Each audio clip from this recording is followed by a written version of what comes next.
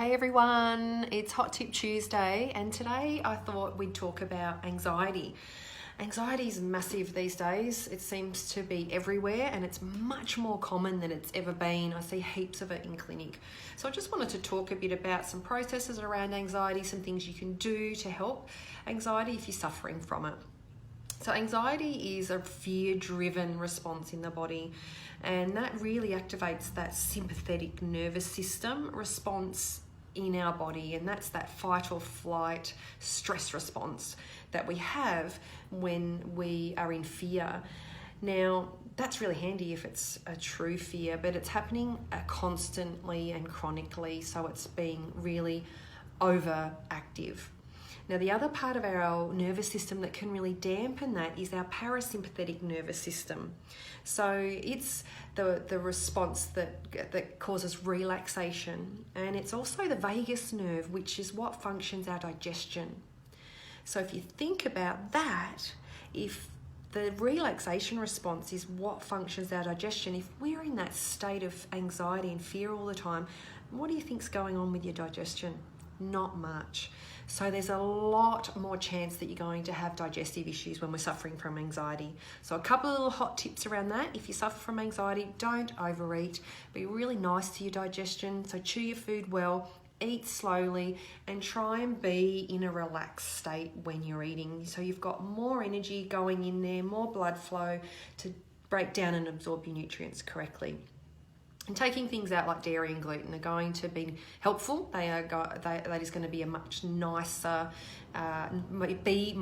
to your digestive system. They're very hard to digest.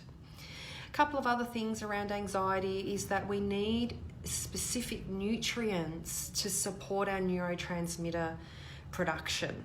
And two of the main ones that build our neurotransmitters is zinc and vitamin B6. So they're two nutrients I always look at, and through good questioning we can find out if people are deficient in those. They are very commonly deficient. And when you're not eating a good diet, and then if your digestion's not absorbing your food, your nutrients well, there's a high chance that you can have these nutritional deficiencies when we're anxious. So we need those precursors. We also need really good gut health for serotonin production. So much of our serotonin is made in our gastro tissue, our gastrointestinal tract, our lymphoidal tissue. And if we've had a lot of antibiotics and we're feeding the gut lots of processed sugary foods that are feeding the bad bacteria, we're not going to have that serotonin production there that's going to help keep anxiety in check. And remembering anxiety often comes with depression. They can be come hand in hand. And a last little tip on anxiety is one of the best voluntary ways we have to calm that sympathetic response down is through our breath.